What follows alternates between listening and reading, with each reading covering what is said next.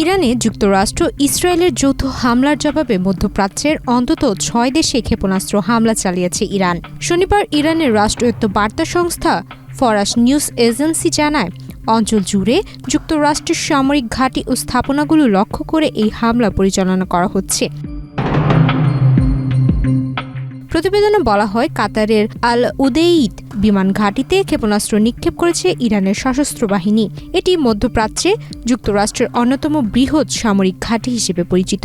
এছাড়া কুয়েতের আল সালেম বিমান ঘাঁটি এবং সংযুক্ত আরব আমিরাতের আল দাফরা বিমান ঘাঁটিতেও আঘাত হানা হয়েছে বলে দাবি করা হয়েছে।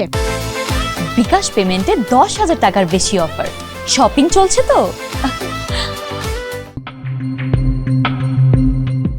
কাতার ভিত্তিক সংবাদ মাধ্যম আল জাজিরা জানিয়েছে, আবুধাবিতে ইরানের ক্ষেপণাস্ত্র হামলায় অন্তত একজন নিহত হয়েছেন। পাশাপাশি বাহরাইনে যুক্তরাষ্ট্রের 5ম নৌবহরের সদর দপ্তর লক্ষ্য করেও হামলা চালানো হয়েছে বলে জানা গেছে।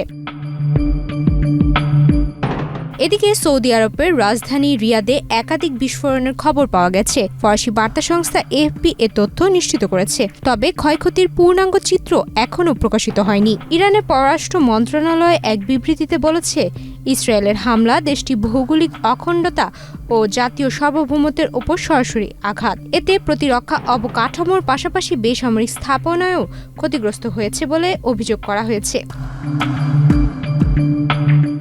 বিবৃতিতে আরও বলা হয়, যুক্তরাষ্ট্র ও ইসরায়েলের সামরিক আগ্রাসন আন্তর্জাতিক আইন ও জাতিসংঘ সনদের নীতিমালার লঙ্ঘন।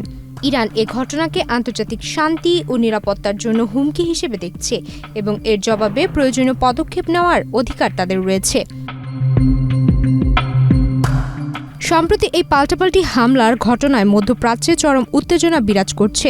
বিশ্লেষকদের মতে, পরিস্থিতি দ্রুত নিয়ন্ত্রণে না আনলে বৃহত্তর আঞ্চলিক সংঘাতের ঝুঁকি তৈরি হতে পারে।